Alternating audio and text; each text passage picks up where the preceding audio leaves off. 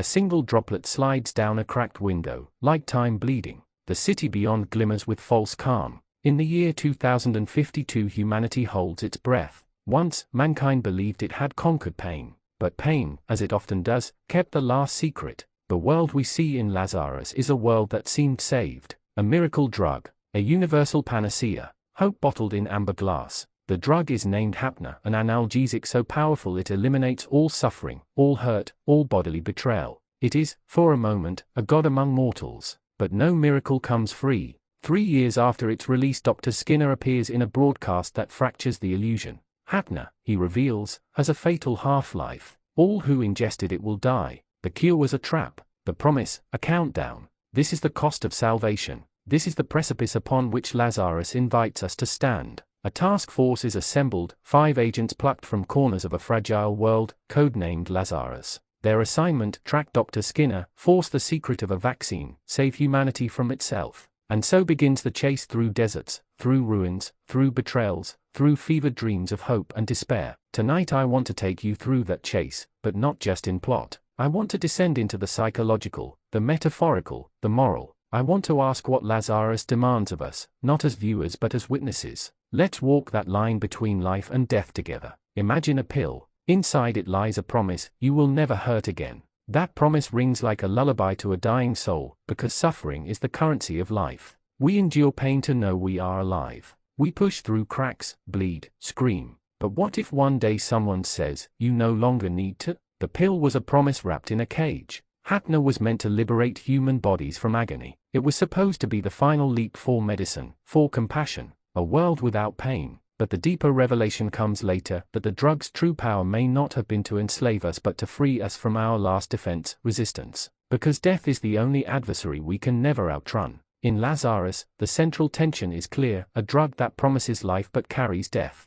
But what is life when it's borrowed? What is freedom when it binds you by a deadline? This tension, that salvation might be poison, that a cure might be a sentence, is the heart of Lazarus. It sets our stage. The world before Hapna, 2049, a utopia. Dr. Skinner vanishes. The drug spreads. People believe in a painless tomorrow. Then in 2052 Skinner returns with the bombshell. The drug's 3-year half-life means the disease is within us, time to kill. The clock begins. 30 days remain before the first deaths. Hapna uses panic. Governments scramble. NGOs shout. In the chaos a task force named Lazarus is formed. Their mission: find Skinner, wrest from him the cure, save all users, and with them, humanity. We, as the audience, lean in. Will they do it in time? Will they even want to? Whose friend, whose puppet, whose betrayer? But deeper, what happens when the boundaries between healer and executioner blur? When those you trust carry the poison? That is the stage. Axel Gilberto enters as a prisoner turned reluctant savior.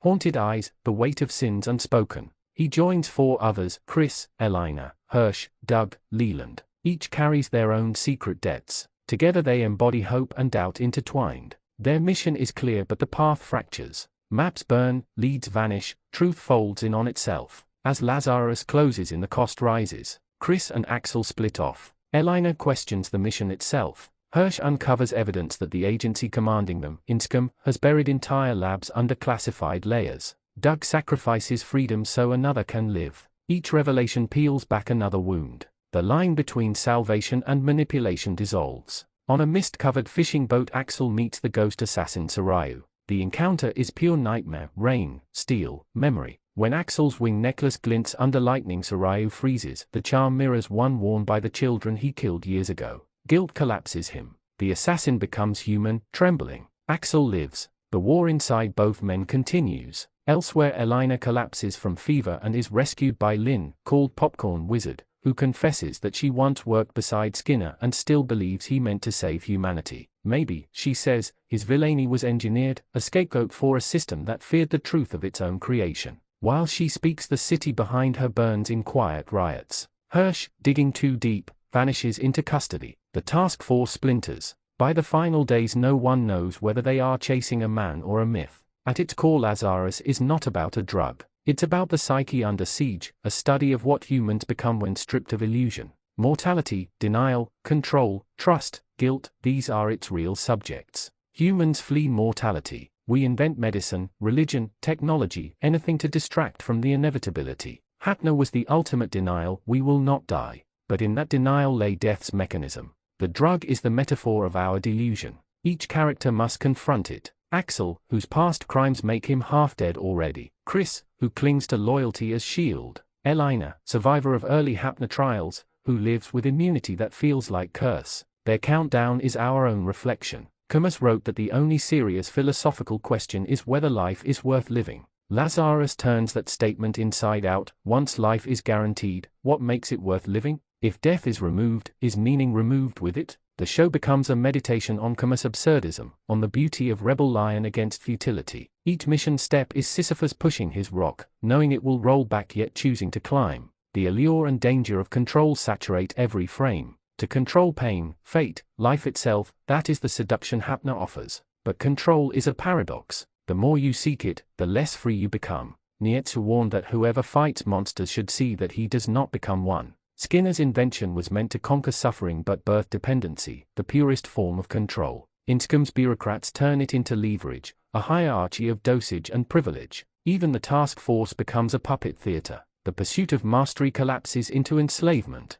Trust, trauma, and betrayal form the heartbeat of the narrative. Every alliance is provisional, every confession double-edged. Soryu's breakdown reveals a child soldier's trauma repeating through decades. Axel's necklace becomes a relic of guilt. Elena's fever dreams echo the memory of laboratories where empathy was measured like dosage. In each case the betrayal that wounds most deeply is not institutional but personal, the betrayal of self. We betray ourselves when we choose numbness over truth, when we swallow the pill because it's easier than asking why it exists. Yet amid ruin Lazarus finds redemption, not the triumphant kind, but the quiet decision to continue. Redemption is not exoneration, it is endurance. Axel, bleeding, still crawls forward. Chris refuses to abandon the dying even when orders say retreat. Elena writes messages to the world she might never see. These are acts of defiance against entropy. Simone Weil once said that attention is the rarest form of generosity. In this world, to keep paying attention to pain, to others, to the fragile beauty still flickering, becomes a sacred act. Imagine another path. Suppose Hapna's fatal flaw never existed. Suppose the drug truly removed pain, physical and emotional alike. Humanity would stand serene and hollow. No grief, no joy, no longing. A paradise drained of color. In that alternate world the Lazarus team would not hunt a cure but the opposite, a way to bring pain back. They would fight to resurrect suffering as proof of life. Meaning would depend on the return of ache. Axel might say, I feel nothing, why should I care? Chris might answer, because without pain you cannot love. That inversion exposes Lazarus's central thesis: pain is not the enemy, it is the teacher. A world without it is not healed, it is amputated. This notion echoes Brave New World, where Huxley's citizens trade sorrow for stability, and Ghost in the Shell, where consciousness dissolves into circuitry. Lazarus joins that lineage of cautionary dreams. It whispers that comfort can become coffin, that numbness is the slowest death. Technology's promise of control always conceals the loss of what makes us human, our capacity to hurt, to risk, to feel or. In the real world the parallels are unmistakable. Hapna mirrors the opioid epidemic, the pharmaceutical chase for profit masked as compassion. It mirrors the dopamine algorithms that medicate our boredom, the screens that dull our solitude. We swallow tiny digital Hapnas every day, pills of distraction, safety, convenience. Each one whispers, you will never hurt again. And each one quietly erodes the muscle that endures. Lazarus asks whether salvation has become the new addiction. It also mirrors climate denial and techno-utopianism. Faced with planetary fever we reach for quick fixes, carbon pills, geoengineering placebos. We treat the earth like a body to be medicated instead of a home to be healed. The cure becomes symptom. The countdown begins. When Lazarus shows cities shimmering under dying skies, it's not future fantasy, it's present reflection. The question isn't whether Hapna exists, but how many versions we already live within. Beneath every theme lies the specter of control. Governments, corporations, algorithms, new INSCOMs shaping consent.